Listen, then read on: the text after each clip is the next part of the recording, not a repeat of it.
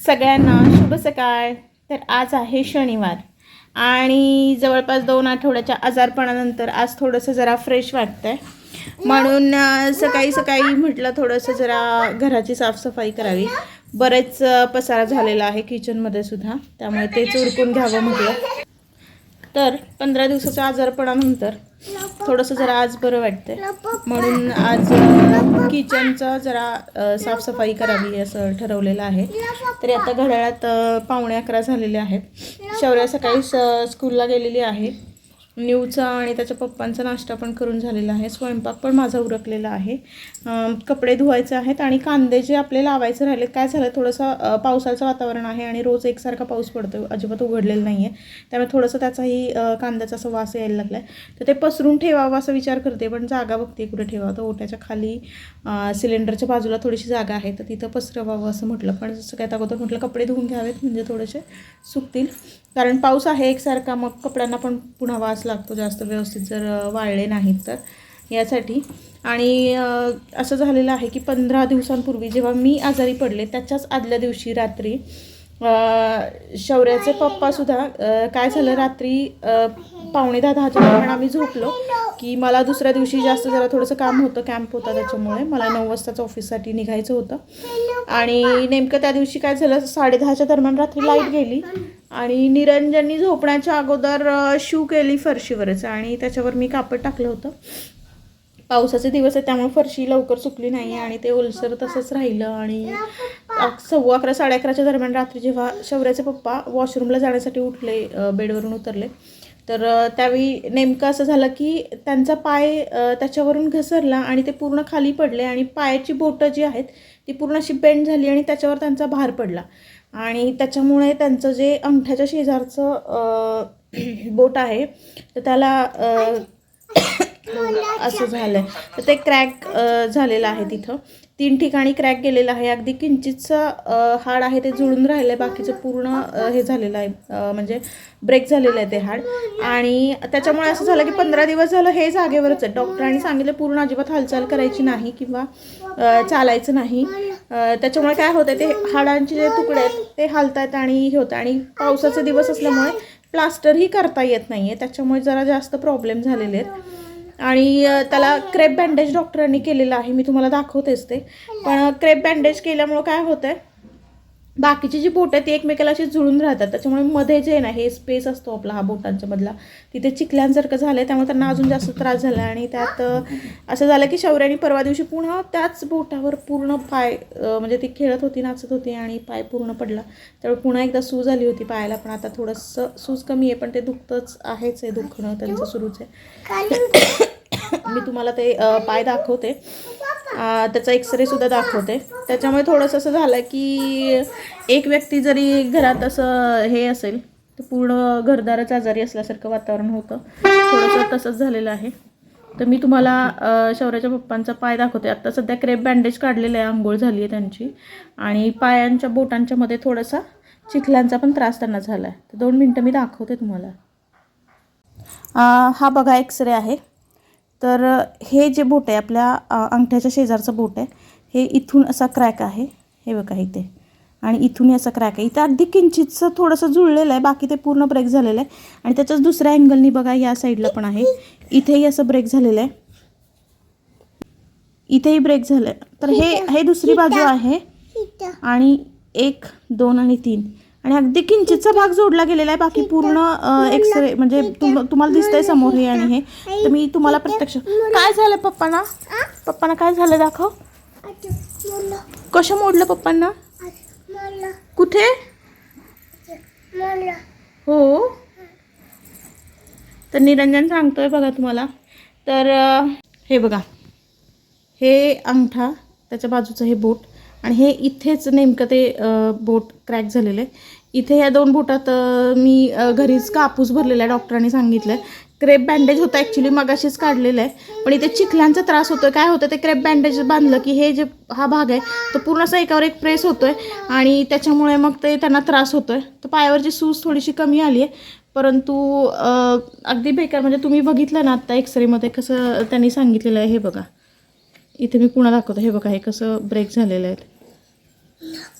ते वरून असं अगदी नॉर्मल वाटते, पण ते ब्रेक झालेलं आहे. आणि प्लास्टर करता येत नाही, कारण प्लास्टर केला की डॉक्टर म्हटलं की हे इथं जे हे इथे आणि इथे, ते इथे जखमा होण्याची दाट शक्यता आहे, कारण ते इथं हे झालेलं आहे, जे ब्रेक झाले ते इथं हाड ब्रेक झालेलं आहे. आणि जर त्याला हे केलं प्लास्टर तर पायाला अजून जास्त त्रास होण्याची शक्यता आहे. तरी अजून एक मला वाटतं 5 दिवसांनी अजून बोलवलं आहे. आणि जर ते हाडाचे त्यावेळी पुन्हा एकदा बघायचं सिच्युएशन, 15 दिवस ऑलरेडी झालेले आहेत. आणि जर तेव्हाही त्रास वाटला तर मग डॉक्टर म्हटले आपण प्लास्टर करून घेऊयात, असं ठरलेलं आहे. अशा प्रकारे सध्या काय सुरू आहे, दवाखाने 15 दिवस झालं असं सतत सुरू आहे. तो मोडला आहे पप्पांचा. आणि निरंजननी खूप अभ्यास केलेला आहे, त्यालाही कळतं आहे सगळं, पप्पांना इथे लागलं आहे तिथे लागलं आहे त्याच्यामुळे. आणि घरभर पसारा तर सगळा झालेला आहे, थोडंसं किचनचं आवरायचं आहे. तर सगळ्यात अगोदर मी कपडे धुवून घेते, त्याच्यानंतर कांदे लावून घेते आणि मग किचनचं. हो असं हे बघा निरंजन दाखवते, पाहिलं का तुम्ही सगळ्यांनी? मोडलेलं आहे पप्पांचं असं. चालेल ठीक आहे, चला मग आपण कपडे धुवून घेऊयात अगोदर, म्हणजे मग पुढची कामं आपल्याला करता येतील.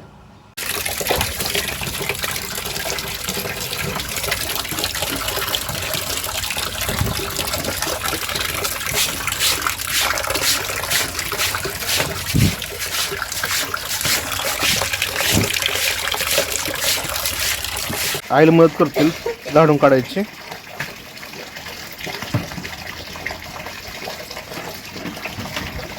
झालं का?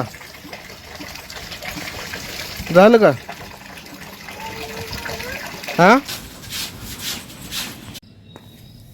12:30 झालेले आहेत. आता कपडे धुवून झालेले आहेत आणि आता शौर्य येण्याची वेळ झाली आहे, तिची व्हॅन येईल म्हणून मी चालली आहे थोडंसं रोडच्या बाजूला, कारण चिखलाणी खूपच चिकचिक झाली आहे आणि सगळंच पाणी पण पावसाचं झालेलं आहे आणि ते कुत्री पण आहेत, त्याच्यामुळे शौर्याला आणायला जाऊयात.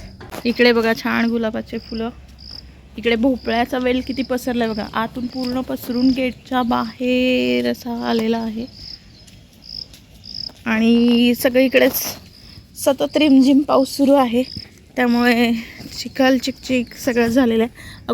म्हणजे मला तर ऑफिसला जाताना 2 व्हीलर इतकं इथून ते त्या कॉर्नरपर्यंत नेईपर्यंत इतकं हे होतं आहे. तुम्हाला दिसत असतील फ्रंट चाकं अक्षरशः अशी स्लिप होतात गाडीची, इतकं हे चिखलाचं इथलं हे खूप जास्त स्लिपरी रोड झालेला आहे. आणि हा एवढाच पॅच खूपच खराब आहे. आणि सतत पाऊस होता, म्हणजे आता मध्यंतरी पाऊस नव्हता, म्हणजे मागच्या वर्षी जरा दुष्काळ तेव्हा हा ऊस वाढलेला नव्हता, परंतु आता पाऊस पडतोय चांगला छान, त्याच्यामुळे ऊस पण आता जोमाने परत वाढायला लागलेला आहे. आता एवढ्यात इतक्यात शौर्य येईलच. पावसाळा छान वाटतो, परंतु असं फ्रेश वाटत नाही आहे, कारण एकतर आजारपणातून उठल्यामुळे आणि सतत चिकचिक पाऊस, आभाळ येतं आहे, ऊन थोडंसुद्धा नाही आहे, त्याच्यामुळे खरं तर जरा जास्तच हे झालं आहे, फ्रेश वाटत नाही असं झालं आहे. साफसफाई म्हटलं होतं करायचं, पाहूया आता जेवण वगैरे उरकून. आणि त्यात शौर्याच्या पप्पांच्या पायाला लागल्यामुळे थोडंसं जबाबदारी वाढली आहे. शौर्याला आणणं सोडणं ही कामंसुद्धा मलाच करावी लागतात, ऑफिस प्लस घरातलं. आणि खरीप हंगाम सुरू असल्यामुळे ऑफिसला आमचं थोडंसं जास्त काम असतं.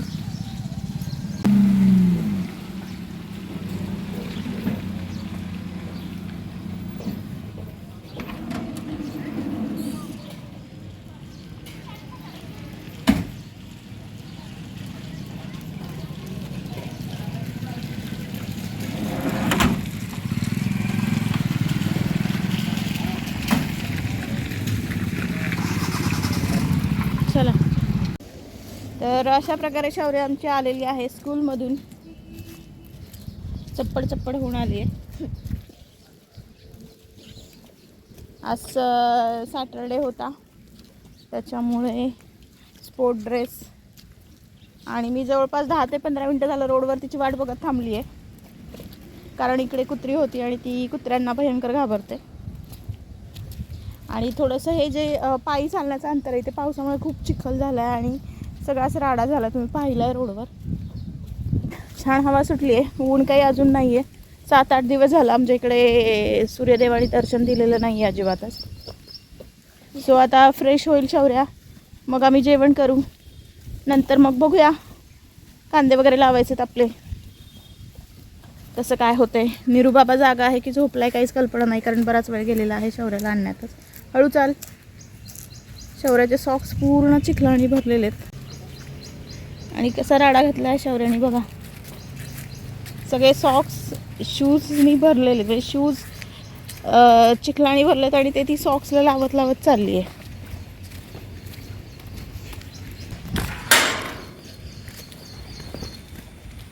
इकडे आत आलेला गुलाब, आणि हे तर काय स्वागतच आहे गुलाबांचं, ताटव्यांचं. गेट पॅक करून घेऊया.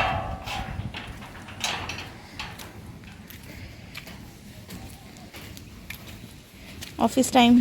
व्हाईट फ्लावर, इकडे चिनी गुलाब, इकडे मिरच्या, इकडे सदाफुली, आणि इकडे भोपळ्याचं फूल.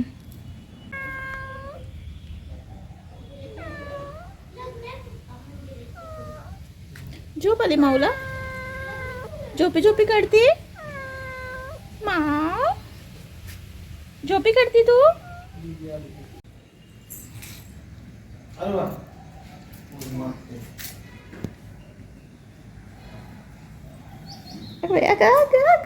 नखरे बघा, नखरे बघा या मुलाचे. पहा पहा पहा. चला घरात, चला चला. यात सगळा पाला काढूयात.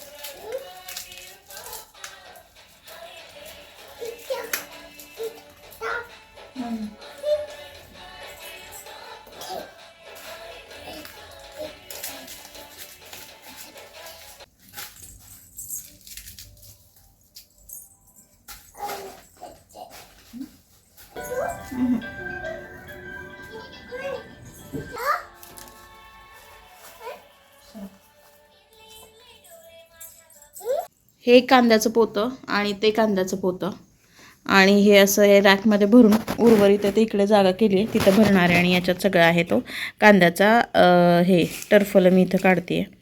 पावसाळा आहे तर निरूसुद्धा मला मदत करतो आहे. काम करतो ना तू? हां, तर अशा प्रकारे निरू पण मला काम करतो आहे. आणि कांद्याचं सगळं आईला मदत करता करता निऊ बाळाला भूक लागली आहे म्हणून चहा आणि करंजी माझं पिल्लू खाते. आणि लाजलं लाजलं लाजलं. कांदे होते ते आपण असे लावलेले आहेत याच्यामध्ये. अजून बरेच कांदे आहेत, सगळा पसारा काढलेला आहे. अजून पुढचे कांदेही मी दाखवते. इकडे किचनच्या खाली असे हे कांदे सगळे व्यवस्थित ठेवलेले आहेत, आणि इकडेही थोड्याशा भागात ठेवलेले आहेत. जास्त असं वाटलं होतं ते असे जरा हे केलेत, आणि आता याचा मसाला मी बारीक करून ठेवणार आहे, त्यामुळे हे असे कांदे अजून ठेवलेत.